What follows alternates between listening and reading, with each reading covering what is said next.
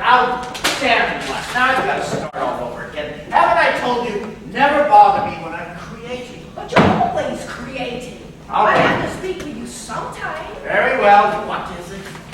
Mimosa is preparing mutton for dinner again, and I told you we're having company tonight. They'll be here at any moment. They should be grateful for the free meal, mutton or not. I'll warrant you they don't leave a smidgen on their plates. But if we could only have a nice joint of beef for a change, or even lamb. The price of beef and lamb is outrageous. I won't pay it. Darling, it's not as if you can't afford it. Well, my money is mine. I don't intend to squander it on the needy. I don't see why we have to have house guests anyway. Plenty of hotels in Bermuda. What they all want is a free vacation. This has nothing to do with guests, Clive. I mean, why can't we have a nice joint of beef or lamb? Well, I don't notice you getting any thinner on our usual fare, Monica. Why do I even bother talking to you? How can you be so close-fisted about money? Compared to you, Ebenezer Scrooge is diamond Jim Brady. Excuse me, but I've just come from the kitchen and Well, if it's about the mutton, it's about Stafford. Mimosa. Well, what about her? Is she complaining or what? No, of course not. She's not complaining, sir. I am. About what? If your wage is insufficient or your duties too strenuous, you know there are women aplenty who would love a cushy job as housekeeper on this estate. My task and compensation are quite sensible, thank you. The reason I'm complaining is that it's not only improper in a well-run household for the parliament to do the cooking, but it is also risky when that maid is inexperienced in the preparation of food, such as Mimosa. Well, no nonsense. Anyone can cook a leg of mutton. You know, cooks are expensive. I do intend to interview some applicants to replace our recently departed Dora, but not this week. I am far too busy. Your hobby again? Not again. Still, and I do not appreciate interruption. Yes, sir. Whatever you say, sir. Tell Mimosa just nice plain baked mutton. No spice rack, none of her Jamaican adornments this time. Yes, sir. Certainly you won't, sir. Not after the last time. I did not throw a leg of mutton at her. I was brandishing it at her, and it slipped out of my hand, Miss Stafford. Nancy! Drat that woman, sweet and serene on the surface. Deep inside a nasty heart, a nasty heart. Excuse me, Lord Wickenham, but... Don't tell me. You just come from the kitchen. Why, no, sir, from the front door. You have callers. Oh, not those dratted guests. Listen, we'll just show them to their rooms, Radley. Don't bother me with their... Begging your pardon, my lord, these are not any of your invited guests. Well, then who in heaven's name are they? The police, Lord Wickenham. A detective Inspector Braddock and his assisting sergeant, Miss Treagle. Police? Well, what in the world do they want? I didn't send for them, and there's nothing criminal going on here, if you don't count Lady Monica's wastrel approach to stalking our larder. Well, I do believe they're here, sir, because they were sent for, however. Sent for by whom? They insist it was Lady Monica. Nonsense. She'd have told me if she'd sent for the police. At least I think she would have told me.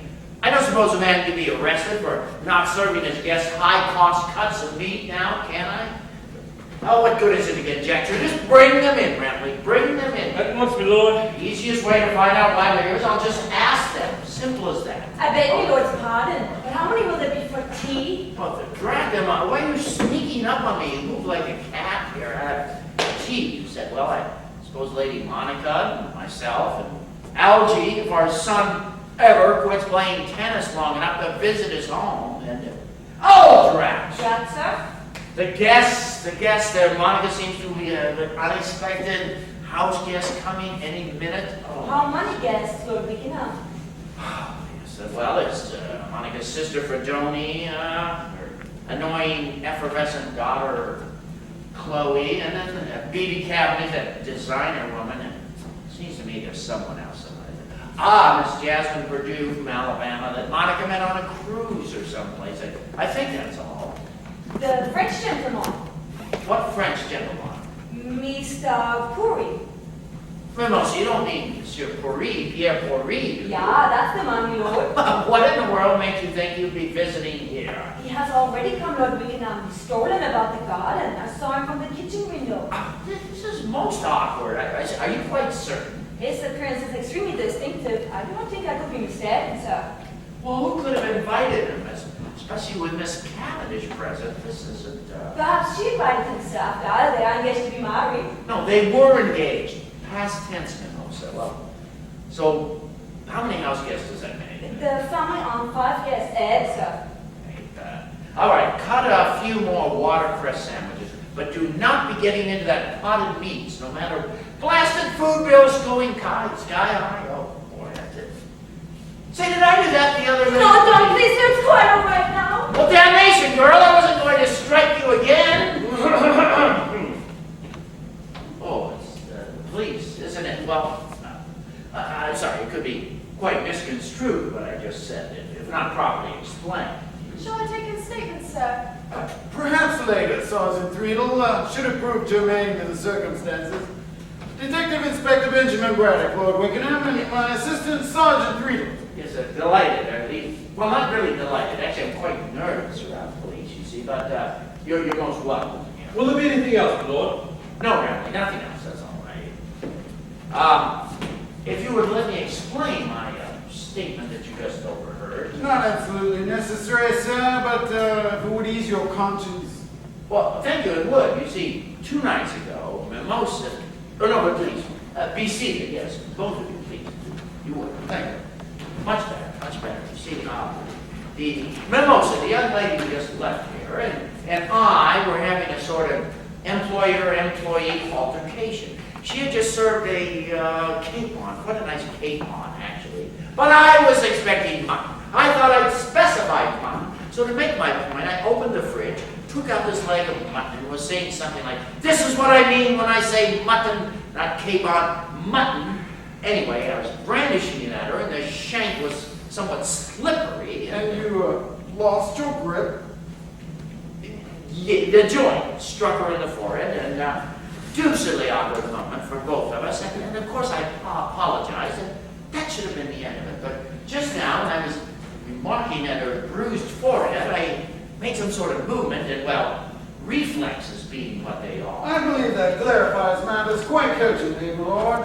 Just one of those silly occurrences that occasionally pop up to plague domestic tranquility. It's exactly all it was. I say, is she writing down everything I've been saying? Wouldn't surprise me. Her speed writing is quite miraculous, but I do think no further note-taking would be necessary at the moment, Alma. As you wish, sir. Thank you, Inspector. It's quite awkward to speak freely if one feels every little burp and hiccup is being jotted down for posterity. And now, as for the reason for your visit, I'm baffled. You say you were sent for? Well, I've not yet said so, my lord, but yes, we were summoned here this afternoon by a rather odd message that was hand-delivered to our Hamilton headquarters. Deliveries. This is usual. There must be some sort of practical. I say, this is written on my own personal stationery. Which is why we didn't dismiss it as a prank. But this is monstrous. It's a joke. It must be a joke. Or the work of a diseased mind. And the signature, if you want to call it that, is nothing but a capital M. I say, I wonder if my wife... Wonder if your wife what, Clive? Oh, you must be taking sneaking up lessons from Mimosa. I didn't hear you come in. Here, let me introduce you people. This is the police, Detective Inspector Braddock, and his note-taker, Sergeant Threadle. Lady Wickenham. My wife, Lady Monica Wickenham. George, I'm sure. But the police? Yeah? Clive, what are you being caught at? They were summoned here, apparently by you.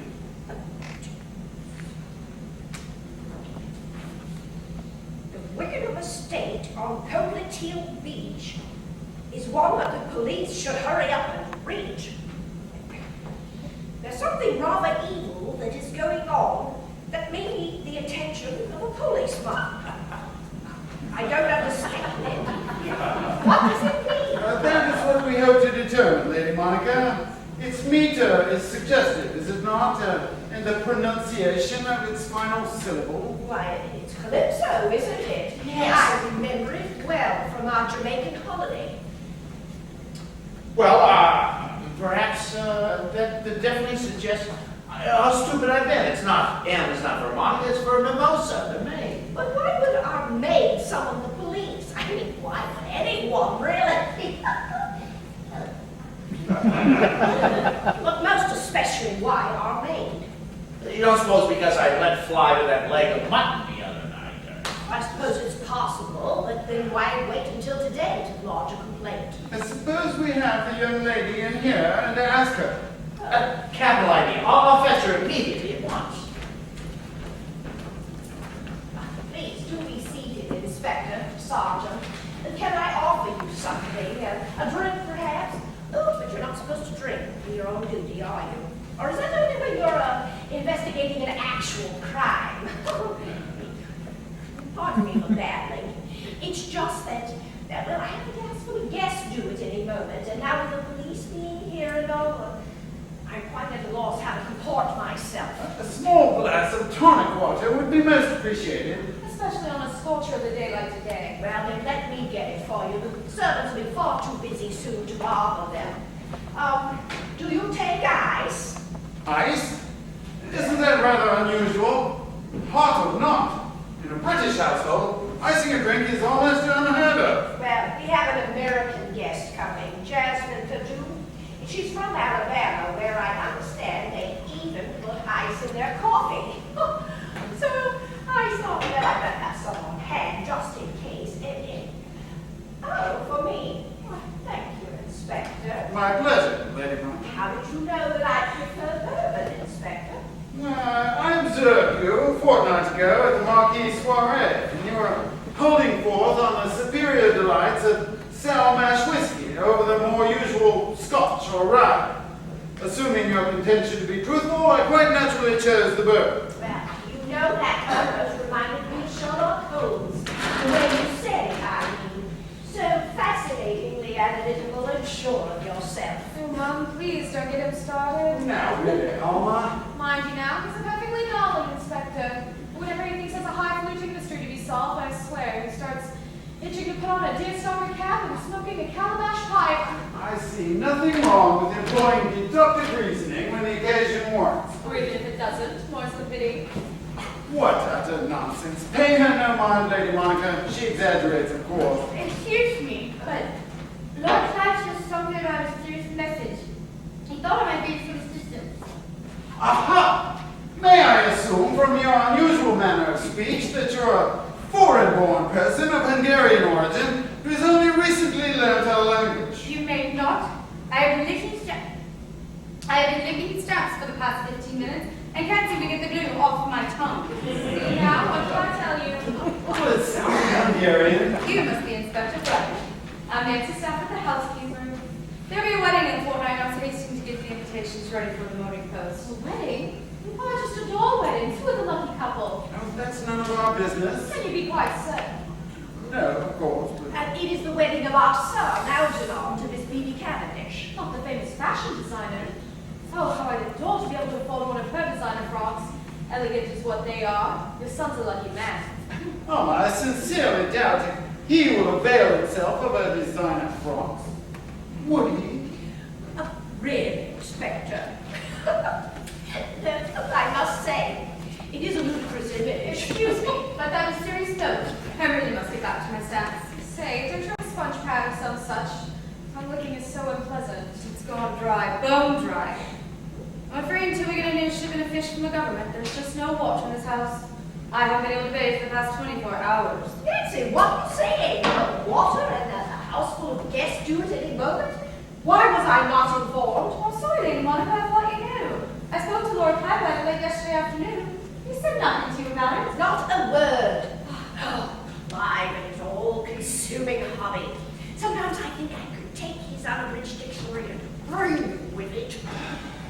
Ah, there you are, you wretch. How could you have failed to inform me that there is no usable water available for our arriving guests? Water, what do you... Oh, I suppose I have been a bit remiss, yes. Nancy told me yesterday that our dear departed Dora cooked the fish, and so we can't be sure that the water in the tanks are free of mosquito larvae. Cook the fish, but that's criminal. That utterly stupid woman. Yes, I suppose that's why Nancy fired her. So you're the reason we have only mimosas to do the cooking for a house full of guests? I wonder if perhaps I ought to fire you in return. Miss Jasmine Perdue. Oh, Monica, I do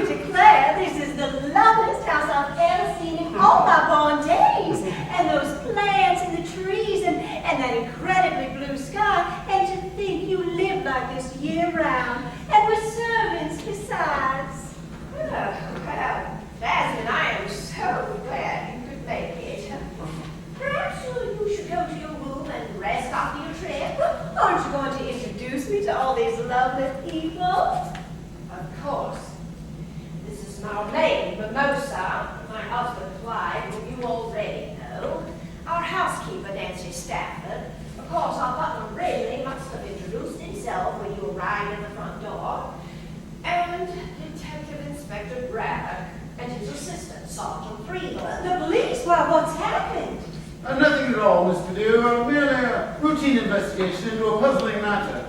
Nothing to concern yourself about, I assure you. Well, that is a relief. In the movies, when the constabulary shows up at a British mansion, somebody's just been bumped off. Dear me, has someone been bumped off? Bumped off what? An American colloquialism, Mercer. At least I presume that's who you are. Confound it, Inspector. I left here to get mimosa. Why would I return with someone else? Why, you might be just a bit more civil. Well, I don't hear now. What's stuck in your craw, Monica? We have a household guest due at any moment, and no water for them to bathe because you didn't tell me that the fish had been cooked by that stupid Dora. And getting you to put up the money for a decent meal is like trying to pull teeth from a tiger shark. At the rate you're going, my dear, you'll be lucky if you aren't locked off before tea time. Excuse me, Monica, but what has cooking fish got to do with my not bathing? Bermuda has no wells. So there's no fresh water here. Except when it rains. All the buildings have whitewashed roofs and special rain gutters. The water's collected in tanks, usually underneath the buildings in the cellar. Yes, but mosquitoes breed in the standing water, so the government provides fish to eat the larvae in the water before they can develop. Unfortunately, I recently departed from Dora thought the fish were to be used as meals. So she cooked them and now know when to take them off until some new fish are found. Oh, my goodness gracious. Do you folks all rehearse this or what? It's a lot of tourists. Explaining matters becomes a sort of reflex. Excuse me, my lord, but I really must get things ready for tea. And so you shall, young lady, as soon as we examine a sample of your handwriting. Oh, I simply can't believe that Mimosa's responsible for that, composing that mysterious message. And yet the calypso rhythm definitely points to Jamaican origins. Unless that's what someone wanted us to think. I don't understand. What mysterious message? Show him the note, Lord Clyde. Don't you have it? You had it in your hand when you went to fetch the maid, sir. Yes, now I remember. I put it on the sideboard when I was insisting to Mimosa, go get a little envelope, a letter, sitting on the kitchen side. Excuse me, but do you think that's quite wise, my lord? After all, if that is her handiwork, what a splendid opportunity to get rid of it. Yes, I made them foolish. I'll accompany her, make sure nothing happens. Perhaps we should all tag along. I believe I heard the front door bell ring. That's all I've got 100 cents for this. Well, I really must apologize for such an unusual welcome on your arrival, Jasper. Dear me, don't I think it's all ever so exciting. First the lovely grounds, then this magnificent mansion, and now a touch of mystery besides. It couldn't have been any more fun if you planned it. And what a glorious view of the sea. But didn't I understand you to say that your house was only a step from the beach? But technically it is. Except that the one step would carry you some distance down from this balcony.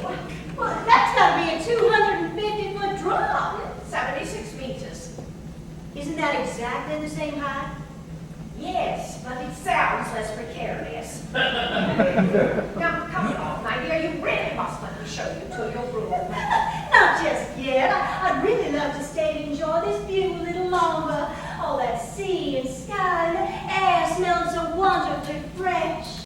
Very well, if you prefer, but I simply must go to the kitchen and see what's going on in there. So if you'll excuse me. Certainly. Miss P.B. Cavendish! Where did everybody go? Perhaps I come too early. I assure you, Miss Cavendish, this room was wall-to-wall people a moment ago. Please, make yourself at home while I see where everyone has gone.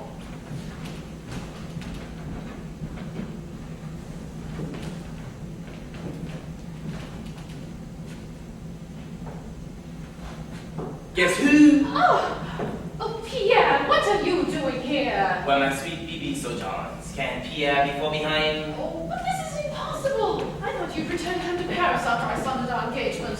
Can't you take no for an answer? Your lips may say no, but the look in your eyes tells me... 1,000 times no. Now stop trying to get your arms about me. You're worse than Pepe Le Pew. Oh, but my What man with precision, John? Your loveliness.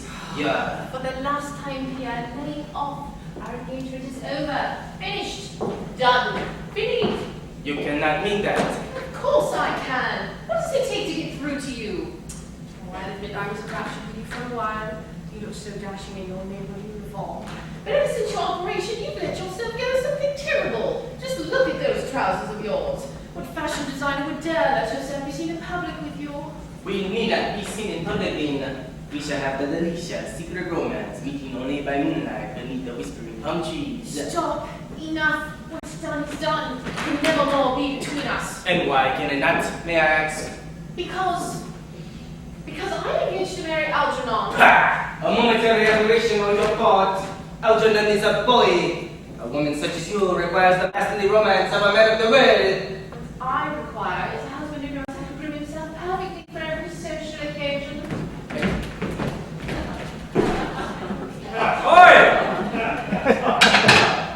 How is my charming fiancée this glorious day? You were saying, Cherie. I say, what in blazes are you doing here, Monsieur? Wooing the woman I adore, of course. Well, stop it right now. Bibi has promised to me. Quite enough to bust in here. Yeah, we never burst into a room, unlike the hearty British athlete. No, darling, please. Don't touch me. Not till you shout at least. Which of us did you like into Bibi? Sorry, darling. I shall shower at once, of course. I'm afraid that will be impossible at the moment, Master Algernon. You see, we've had to drain the tanks ever since Dora mistakenly destroyed the fish. Miss Cavendish, the others will be along momentarily. Lady Monica sends her apologies that she was not here to greet. Quite all right, Jeremy. Thank you. I say, no shower. Please be often. I wouldn't have worked up sort of a sweat on the courts had I known. But there does seem to be quite a storm blowing up. Perhaps the tanks will be refilled before you know it. Who are you? I'm Jasmine Perdue, a friend of Lady Monica's. Oh, yes. Alabama does. How do you do? I was just enjoying the glorious view from the balcony. And getting an earful at the same time, I've no doubt. Well, you and Maul so Paul Reed didn't exactly lower your voices. We had thought we were alone, Perdue. I say, what earful? What were you two talking about before I arrived? It's nothing, darling, really. If you say so, Miss Cavendish. Now, see here, Miss Perdue. Mrs. Fredonia Custardine and Miss Chloe Custardine. Pierre, what are you doing here? Wooing the woman he adores. But isn't that just a bit unsporting? British sportsman, Chloe. Never the French. Even so, I think it goes beyond the sporting spirit for Martha to have invited her son's fiance's former fiance. Solely, not the name of your sister, Fredonia. I am here upon my own invitation. How totally gauche of you, And Pierre. why should a friend of the family not drop by to pay a board? Now, you listen here, Monsieur. Your father's patient, never his friend. You forget that your famous father's surgery saved my life, Algernon. I shall forever consider him a friend. Friend or no friend, I find your presence here an outrage. I shall advise Monica to have you removed from the premises. Now, really, Fredonia. Fredonia is right. If Monica won't have you rejected, I shall throw you out myself. Rather a turbulent welcome for you and your mother, Chloe. Things always tend to grow turbulent when Mother is around, I'm afraid. Absolute cheek of that Frenchman to come here, knowing I'm off yours to Bibi. Still and all, Algie, it's easy to understand how he feels. When one has a love that seems unattainable, it somehow becomes all the more attractive. I know what you mean. My dearest darling! Oh, my love!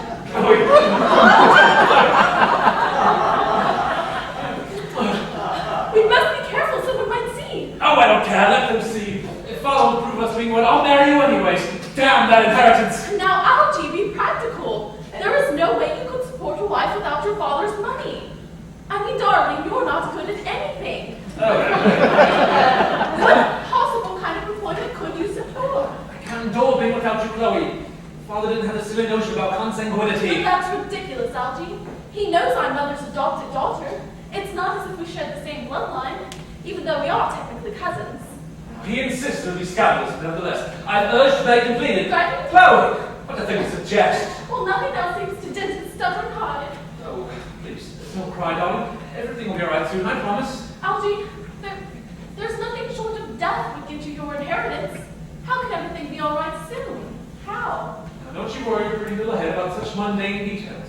You just trust me and keep loving me, and soon we'll have them to worry about. You sound so certain, darling. Suddenly I'm afraid. Don't be. Well, have a plan. What plan? They're coming back. I tell you, Inspector, I don't know where the blasted message is. I put it on the sideboard. Are you certain the message didn't? No. I took her by the arm, brought her here straightway. I have seen her. It's going to be a big disappointment for the handwriting experts. Oh, gee, Sergeant Prida, perhaps the mysterious message writer will be spotting enough to send another letter. Would everybody like a cocktail? I certainly would.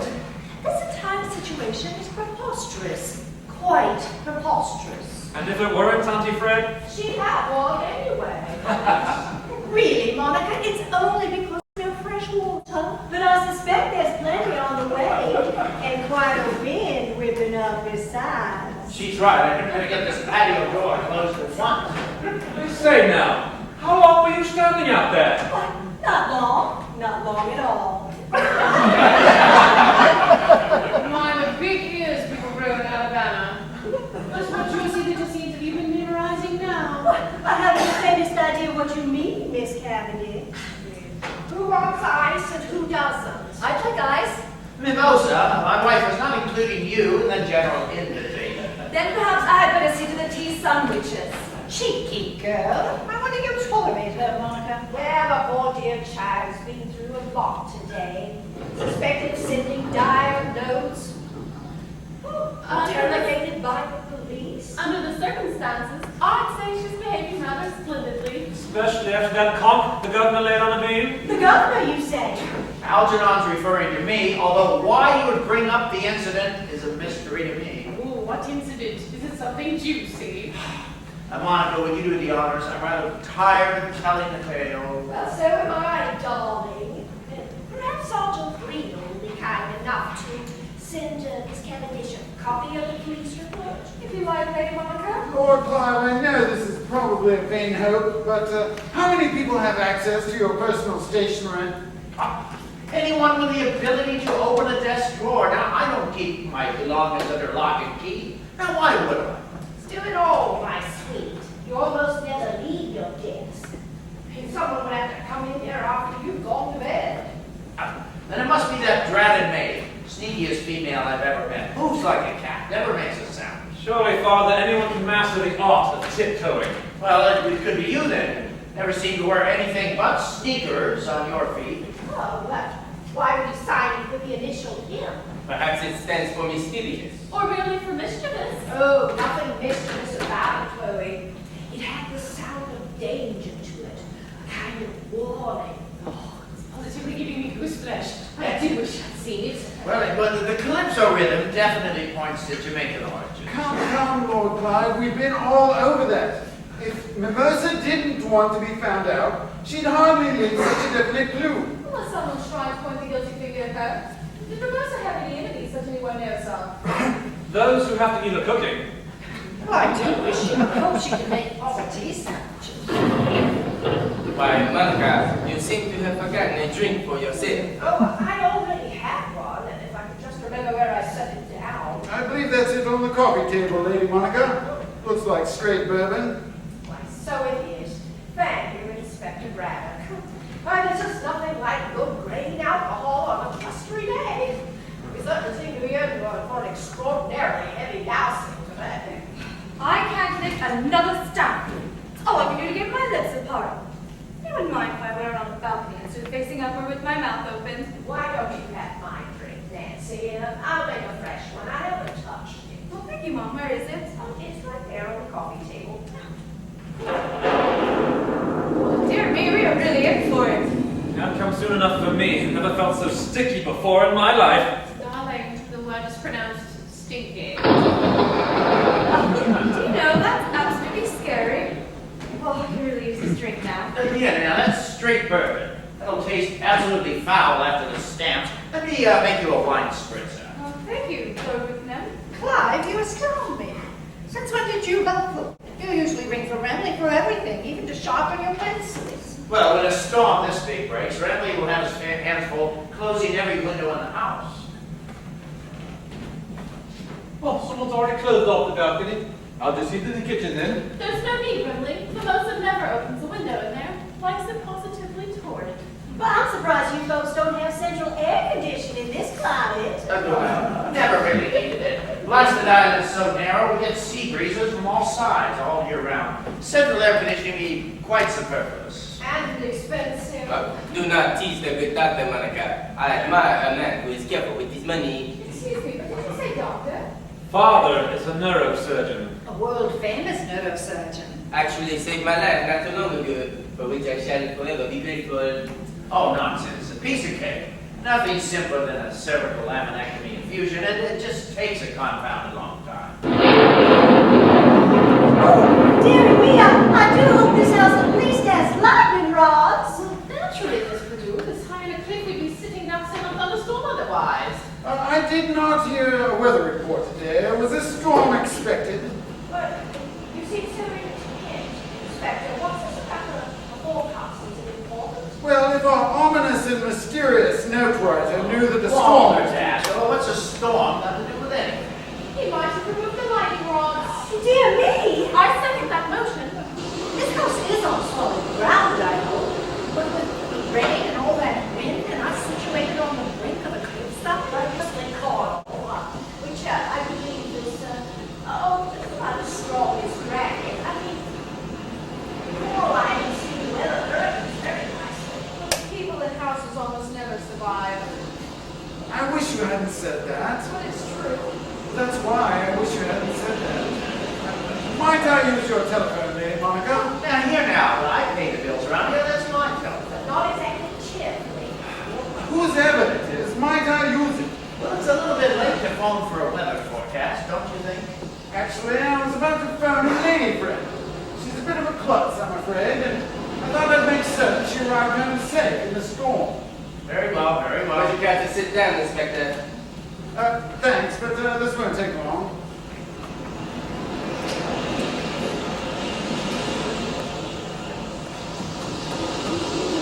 Hello, Miss Magoo, please.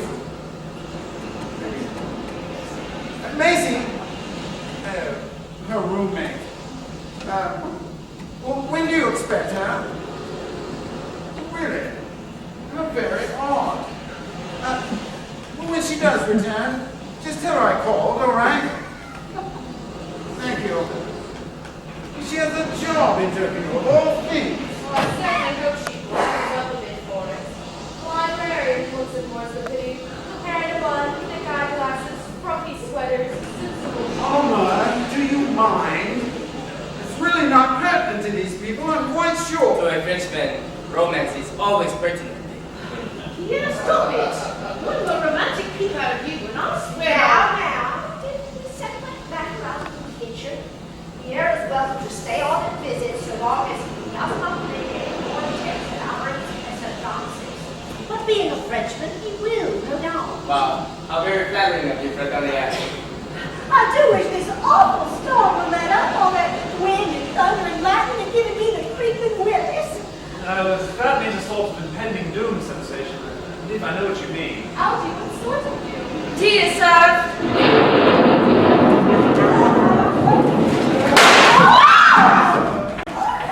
Sauce! Sauce! Why? Look, behind the desk! A message written in blood! Who is this blonde lady? This beautiful blonde lady. Holding a bloody dagger! A dagger? What was that pistol shot we heard? Who threw those strings across the balcony door? Inspector, is he? Yes, I'm afraid he is. It's what? Yeah, Then what? Was he shot or stabbed? actually, he's been strangled. Are you sure you've got it all straight now, Ben? Oh, yes, I believe so. Only, are you certain this is the way events transpired? I mean, it all seems so complicated, so bizarre. Especially the motive for the strangulation of Lord Clark. Well, what other explanation fits the facts? Well, when you put it that way, Splendid. Shall we start the summing up then? I suppose we should. How do I look? Smashing, sir. The consummate great detective in the flesh. Do you really think so? You'll strike terror into every guilty heart in the room. I am rather ominous of aspect, aren't I? Very well. Let's have him in by all means. Now, places everybody, it's time to solve the murder.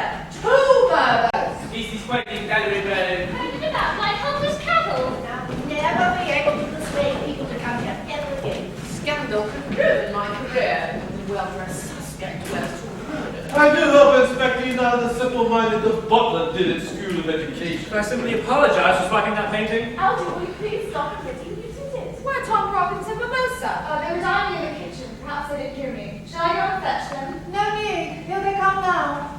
I say, I hope this don't take long time, Inspector. Tom, don't be so anxious. We can always elope tomorrow. Now that everyone is here, Except my poor dear departed husband. And Jasmine Perdue. Always forget Jasmine Perdue. What's this poor departed bit? You despised your husband. With a murder investigation underway, I decided to play it safe. if I might have everyone's attention. That's better. Now, it is finally time for all of you to learn exactly what did happen while the lights were out. You mean what you theorized happened while the lights were out? Well, yes, I suppose that is a bit more accurate. It is not. Inspector Braddock will tell you precisely what happened. Do we not even get to argue with him on various points? Not unless you want this denouement to drag on until dawn. Sergeant Thrill is right. Now let's all just pay attention and behave ourselves. Thank you, Lady Monica. Now, let me tickle your minds with a few very puzzling aspects of this case that were noted even before the murder. 2 murders. I hate to disappoint you, Mrs. Custodine, but you are wrong. There were not 2 murders committed. And so you're telling us one of the deaths wasn't a murder? Strangulation and poisoning could hardly be termed a natural death. Perhaps one of the deaths was accidental. But how do you strangle a person accidentally? I meant the other murder. Or was it a murder? Well, we'll never find out at this rate. Please, stop interrupting the Chief Inspector, or I'll never get married. Thank you, Mimessa. If I may continue, Please, go on. let me harken back to a few very odd things that occurred in this very room long before the crime was committed. Crimes. Mrs. Custodine, There may have been only 1 murder, but there was also a theft. That makes 2 crimes. Plural. But do continue, Inspector. Sergeant Riedel, I hereby authorize you to shoot the next person who interrupts me. But Ben, I'm not harmed. Well, I am. Here, take my pistol, and when you shoot, shoot to kill. Now, do I have everyone's undivided attention? Splendid. Now, there's no doubt in my mind that Lord Clive was a close-fisted miser and general pain, surly and ill-mannered, and decidedly antisocial. But since I arrived here today, no one has had a kind word for him, apparently with good reason. And yet... Mama, why didn't you fire? At whom? They interrupted in unison. Damn, only 6 bullets in my pistol. Would you like to buy the nose of this pistol, perhaps? It still has 5 bullets left in it. Algy, are you crazy? Crazy to hear how the murder was committed. We all are. All except the murderer, that is. Thank you for your support, Aldi. Now, if I may continue. Good. Now, we all know the sort of man Lord Clive was, and yet how very uncharacteristic was his conduct several times today. For instance, though he was a penny-pinching old Scrooge of a man, what do we find on the sideboard? A bottle of imported American sour mash bourbon, a very expensive tipple in these parts. And what happened when Nancy was about to have some of that bourbon? Lord Clive again brought out a character and made her a cocktail instead. And again, though a man described as too aristocratic to so much as sharpen his own pencil, Lord Clive took it upon himself to close the door to the balcony when the storm arose, not waiting for Ridley to do it for him. Why, I ask myself, why would a man behave so contrary to his normal conduct in these 3 instances? Oh, please don't shoot me. Sergeant. Wait. I simply have to interrupt. Very well. What is it, Lady Monica? It's just that all these things that you just mentioned seem to be heading in the direction of a denunciation of Clive. But Clive was the victim of the murderer, if you follow my meaning. I do indeed. But you see, all of the events that have transpired here today have had but one goal in mind, and that is the murder of Jasmine Perdue. Consider the sort of person Jasmine Perdue was. An unobtrusive eavesdropper. What are you suggesting, Inspector? Shall I shoot him, sir? No. Not when persons simply ask for clarification, only when they start those damnable side excursions into their own conversation. Now, what I am suggesting, Monsieur Marie, is that Jasmine Perdue made a very lucrative living as an extortionist. One of those people that twist themselves into pretzels. No, that's a contortionist, love. Sorry. To return to my exposition, there was yet one other very uncharacteristic thing done by Lord Clive, even before today. Here was a man who argues over the price of everything, who swats mimosa across the forehead with a leg of mutton for serving capon, who skimps and saves and begrudges every last shilling that must be paid out. And yet where did we find him a short time ago? On a Caribbean cruise with his wife. A holiday costing perhaps thousands of pounds. Now why do you think the old skinflint would do such a thing, Lady Monica? I don't shoot at people merely answering questions, milady. No. Good. Yes, Inspector, what did you wish to ask me? Didn't you find it strange that your incredibly stingy husband would undertake such a lavish outing? Well, yes, of course, I did. But you see, I begged him to take that trip for months and months, nagging and pleading until he finally, knuckled under and agreed to it. I mean, even Ebenezer Scrooge eventually came round to generosity. And why were you so very insistent that he take you on that cruise, Lady Monica? Why, it was boring just sitting around the house. Could it be that you had another motive, a much stronger motive for wanting to sail the Spanish Main? I don't know what you mean. Come now, Lady Monica, you've indicated to all of us here today that you could barely stand your husband's company. Why then sequester yourself with him on a cruise? I can answer that, Inspector. I asked her to come on that cruise. Of course you did, Miss Cavendish. To meet your lover and fiancé, the captain of that steamship, Captain Pierre Pourri. Wait, I thought the guy was a former naval hero or something. That was many years ago, my young friend. But once I was too old to continue in the military service, I translated my love of the sea to commercial work. But really, Inspector, aren't we dallying in quite unimportant matters? No, we are not. Well, you see, in addition to Lord and Lady Wickham, Miss Cavendish, and yourself, there was one very important other person on that cruise. Jasmine Perdue! Precisely. Oh, the little lady who liked to hang around people, perhaps just out of sight around the corner, listening carefully to everything they said. A totally unpleasant sort of person, leeching a living off the peccadilloes of careless misbehaviors. She was a horrible person.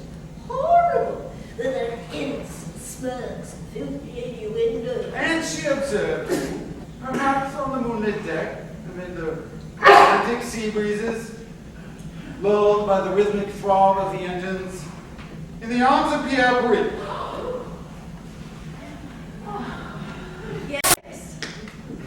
Yes, Inspector, that's what happened. Mother! Now don't be so harsh with her, Algy. Well, you see, hers is not the only guilt on that trip. Miss Perdue also observed similar carryings on between Miss Cavendish and your father. Oh, how could you possibly know that? Bibi, is this true? I suppose now you wish to sell our engagement. Well, yes, actually I do, but for a much more satisfactory reason. Chloe Cluster. My trigger finger's getting very itchy. Sorry. Do you mean to say that during all this time that I've been dreading that Clive would learn of my indiscretion, he was guilty of an indiscretion of his own? Oh, long before that, Lady Monica. You see, Pierre Pourri had been a patient of your husband's. No doubt Lord Clive first encountered Miss Cavendish when she stopped round to visit her fiancé while he was in the hospital. Yes, that's when it all began. Clive was warm and charming and romantic, and Pierre was temporarily unavailable during his convalescence. What? Clive? My Clive? Warm, charming and romantic. When the male animal is attempting a conquest, he tends to hide his natural mode of behavior, I'm afraid. I had no idea he was such a tightwad. Until he arranged my engagement to his son. It was to be our mother's excuse. A reason for me to show up here ever so often without raising people's eyebrows. A temporary expedient, he said, until he could rid himself of the moniker. But he could hardly afford expensive divorce from her. Not a man with his money-saving instinct. So it was he who arranged to have Pierre Brie arrive here today. Ostensibly uninvited, but actually his partner in crime. Oh, and just why would Lord Clive have gone to the particular trouble of selecting me for this singular honor? Because he needed someone he could absolutely trust. And what better person than a man who, as you have repeatedly pointed out to us, who owed him his life. And surgery, of course. Pierre would have done anything for Clive. Even murder? Oh yes, but he did not know he was getting involved in murder. Not the murder of Jasmine Verdieu, at any rate. Now, how could he be certain of the strength of Pierre's gratitude? For a money-hoarding man like Lord Clive, Pierre had already demonstrated what to Clive was irrefutable proof. You see, Pierre was a man who, out of gratitude, paid for Clive and Monica to take that proof. And to Clive, that was a supreme test of friendship, spending money on a person. You bloody cheapskate! I had to pay for my ticket. Your own fiancé. Aren't you forgetting, Miss Cavendish, that by that time you were already beginning to demonstrate disenchantment with Pierre's amorous leanings? Or perhaps it was just about then. I don't recall why now. Well, then allow me to tell you why. You? How do you know why? Let me tell you all a little story. Many years ago, while I was attending college, I had a roommate. Ben. She was a lovely little thing, rather strapped financially. Ben. So in order to help pay her tuition and board, she took a part-time job as a hotel maid. Ben. The inspector, your college roommate was a woman. Ben, I told you to tell this part about my college days, remember? Hey, me say, who solved this case anyhow? Shoot that man. Look, Ben, now that you've ruined it, let me finish this part of the solution, all right? Oh, all right. My college roommate of whom Ben spoke had taken this job as a hotel maid. At the same time, she needed a surgery, a cervical laminectomy with fusion, the same as Monsieur Brie. Precisely.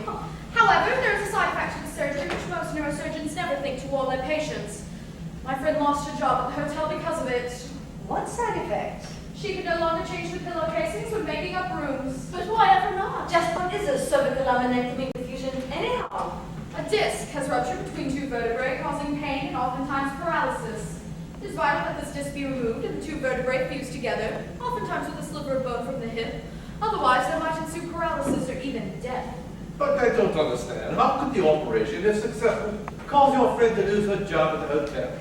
There are 7 vertebrae in the neck. After the surgery, in effect, the person now only has 6 flexible vertebrae since 2 now move as 1. This prevents the person's chin from reaching the person's chest. But even so, of course.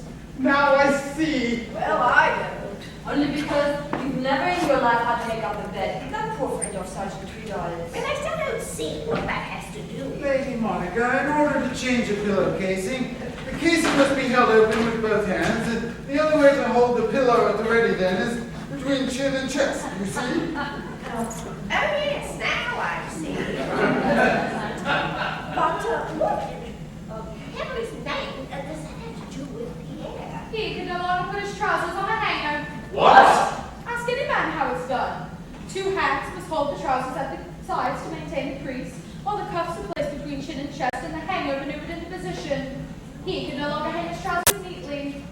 So his sartorial appearance in that area became distressingly messy. And naturally, his engagement to a prominent fashion designer was over. Yeah, so that's why your trousers were always wrinkled. My dear, you should have told me. I say, Pierre, is this all true? Yes, all too terribly true. Lord Clive Wickenham did not save my life. He destroyed it. And so Lord Clive conceived his master plan for murdering Jasmine Duel. For Confederate, he chose a man to pretend to murder him. A man who in his heart of hearts had just been awaiting a chance to really murder him. It cost me the love of my adored baby. He had to pay for it. But naturally, when he told me his plan about his fake murder, I pretended to be only too happy to go along with it.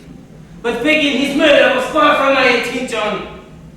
Down and last. How simply marvelous. The case is solved, and we can all relax.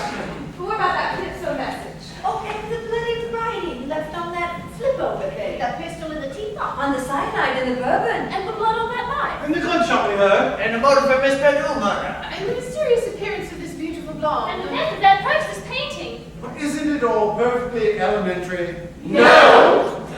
Well, then I shall explain it all. All except the question Miss Cavendish asked.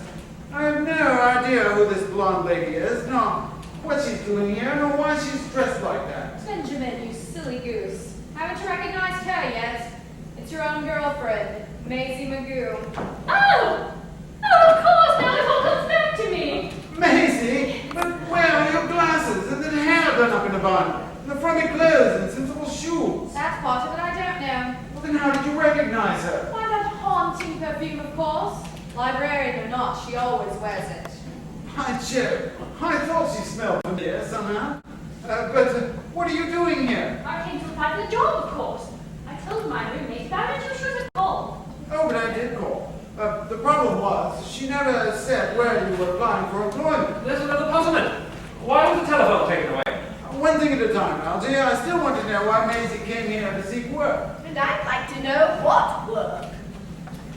Despite all my efforts, I couldn't get Clive to stop his infernal hobby long enough to arrange to interview new cooks. So naturally, he didn't advertise for one. But it wasn't the cook's job that I came here about. It was the maid's job. I placed the advertisement.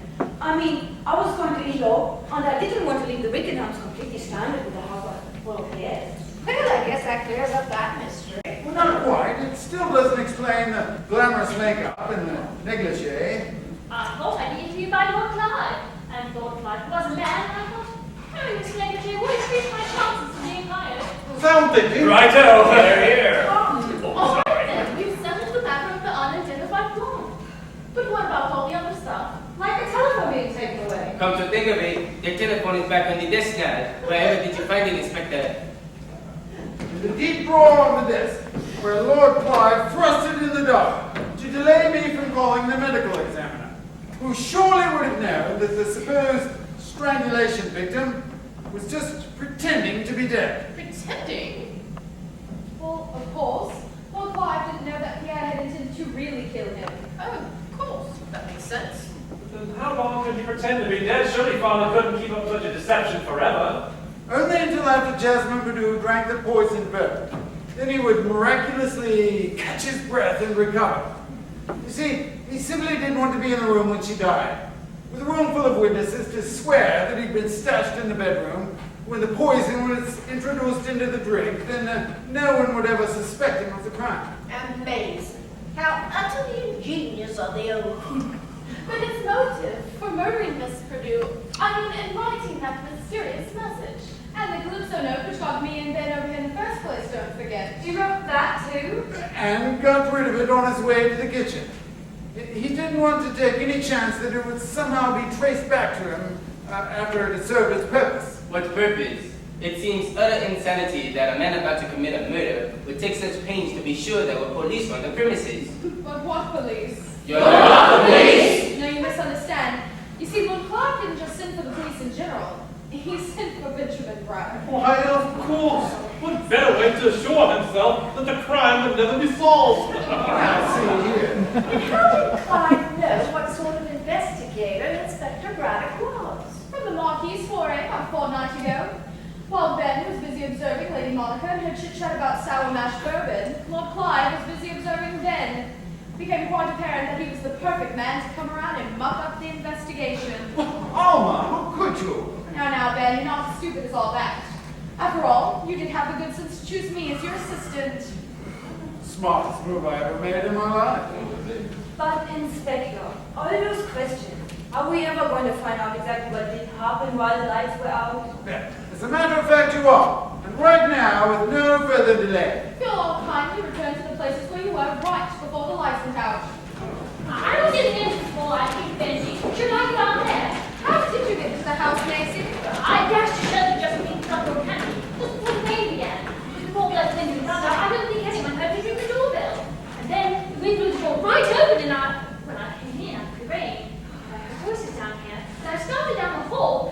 And that's when the lights went out. Yes, of course. All right then, dear. Go back into the hallway again and wait for my signal before re-entering. Inspector, when the lights were out, I was climbing up that dangerous cliff. Me hope you don't want me to do that again, man. No. As a matter of fact, I'd like for you to play the part of Lord Clive in our little demonstration, since obviously he cannot do so. Sergeant Riedel will show you your moves. Inspector, who's going to play Jasmine? Everyone always forgets about Jasmine. That was the secret to her success as an extortionist. She was a most unnoticeable person. Yet no one even played her part. She did nothing while the lights were out. Is that cringe a bit in the dark? Chief Inspector, do you really expect me to go through my actions in this recreation?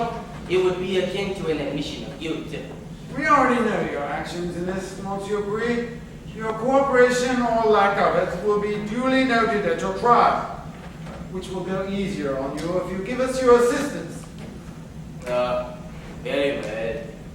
I'm going to go straight now, Mr. Broggins. Yeah, me take some. The cyanide, and then the gunshot, and then the stabbing of the knife, and then we get it choked and farted down and died. In that order. What about the drinks? Wasn't Lord Clive just about to give Miss Nancy a wine spritzer with the lights were out? The drinks are unimportant, always excepting the poisoned bourbon, and we'll simply simulate that part. Now, are there any questions? Are we ready? I have a question, Inspector.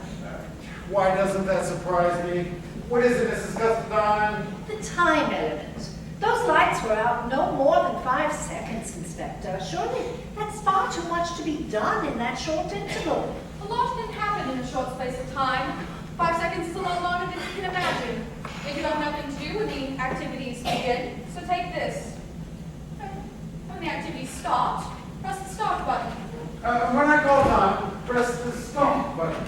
You do know how to operate a stopwatch. Oh, yes. I used to coach my school's track team.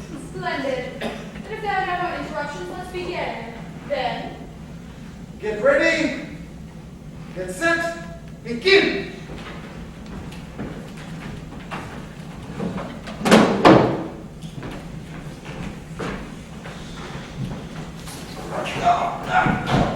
Bang! The shot's been fired. Now get rid of the pistol.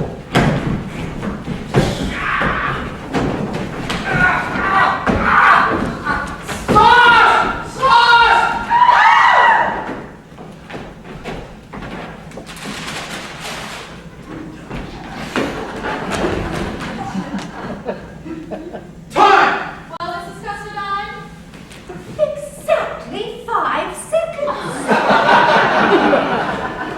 And that's what's happened while the lights were out. Then excuse me, but where did the air got to just now? change his shirt, and place a bandage upon that bloody area of his chest. Unfortunately, it was still dark when I did so, and I inadvertently donned a dark blue shirt instead of a duplicate white shirt. Fortunately, nobody noticed. No, I noticed. I applaud your powers of observation, Amatrial. Had it not been for that one mistake, I would have gotten away with it. Do you mean that message? That it was always there on the next page, even before the lights went out? Lord Clive had no time to write a message in that brief interval of darkness. Obviously, he pre-planned and written it out long before the event. So what's the point of the message? You want a guilty figure here, of course. But Lord Clive didn't care who got the blame, so long as it wasn't he himself. He poisoned that bourbon, knowing that under pressure, a southern-born lady like Jasmine Purdue would head for it immediately, and thus he ensured that his wife would be suspected of the murder. Wait, how does the bourbon point to Mother? He had her order the bourbon, knowing that she'd be so thrilled at his finally buying some nice expensive liquor that she talked of nothing else at the Marquis' soiree, thus briefing dozens of witnesses to the fact that she was the purchaser of the liquor likeliest for Jasmine Purdue to drink. Yet, he sent that Calypso note in the secondary hope that suspicion would fall upon Mimosa. Now I understand how the Calypso note might incriminate Mimosa, but how does that gibberish on the page behind the desk incriminate me? It's not gibberish, Monsieur Puri. The late Lordship's hobby was creating palindromes, after all. But my red rum for Al, Maximin Civil Wolf Saiwan, it isn't a palindrome. Not precisely. What it is the first half of a Lambert. Once I realized this, all that had to be done was to write it out backwards, and we took the liberty of writing it out on the next page to arrive at it. Now I sprawl, I victim, exemplar of murder by M. By M. The French abbreviation for the word monsieur. Who else could qualify? But why did he cry out sauce, sauce when he was being strangled? To point at another figure, Pierre, who was a naval person. But what does being a man of the sea got to do with sauce? Oh, nothing, but you see, he wasn't really crying sauce. He was crying out a seagoing distress signal. Surely you're all familiar with SOS? Being in the process of strangulation, Lord Clive simply didn't have time to spell it out. Amazing. Elementary. But I'm still confused about something. Why drop the pistol into the teapot? Having fired the shot into total darkness, Lord Clive couldn't be certain that he hadn't struck someone. It'd be a rather sticky situation to resurrect only to find yourself charged with manslaughter. But the tannic acid in the hot tea would swiftly obliterate any fingerprints from the pistol. And then no one would ever know who'd fired that shot. It's also childishly simple once it's been explained. Rather a brilliant solution to an ugly baffling case, Inspector Braddock. Nothing left but to arrest Pierre from Lord Clive's murder. But I have no intention of arresting Pierre for that murder. What? For the love of reason, Inspector, why not? Because Lord Clive Wickenham is not dead. But when we took him up to his room, he suddenly seemed dead enough. Oh, his breathing had stopped momentarily, but when you men picked him up, His body jackknifed and his internal organs obviously pushed against his diaphragm and started his breathing again. Obvious. What's so obvious about it? the fact that he is currently alive and healthy make it quite obvious. How do you know he's alive and healthy?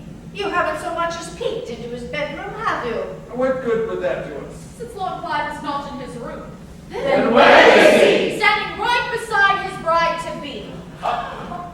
Oh, damn it, blast! Where did I go wrong? How could you possibly have detected me? My disguise was flawless. You gave yourself away, Lord Clive. You made 3 appallingly stupid errors. Errors? What errors?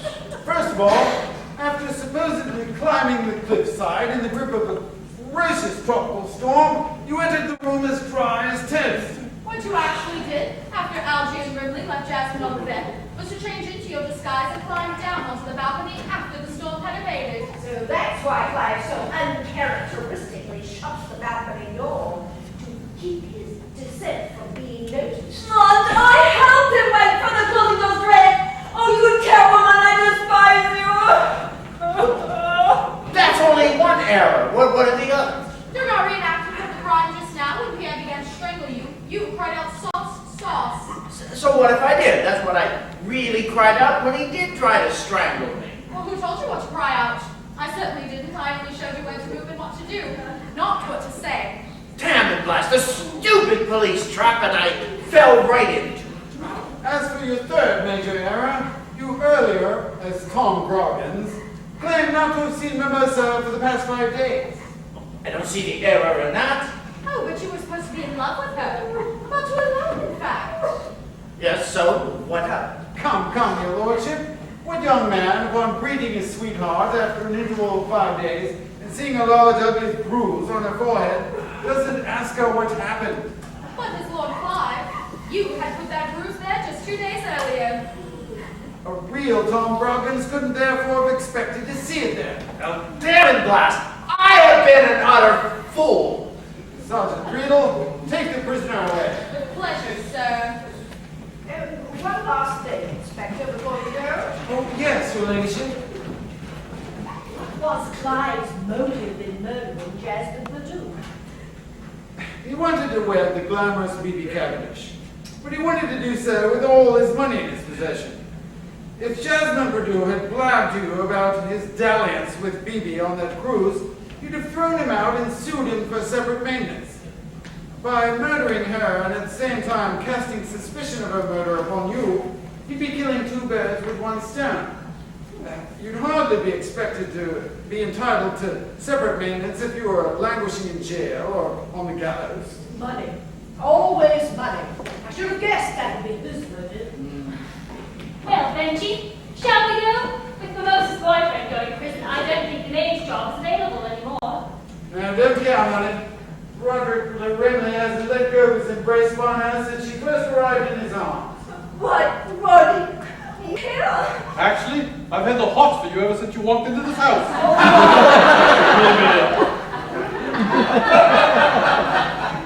I say, with the governor no longer around to object to it, will you marry me, Chloe? Oh, no, dear! No! Darling, now that you see me as I really look, why don't you break down your icy British reserve and marry me, will you? Will I? Oh, Maisie.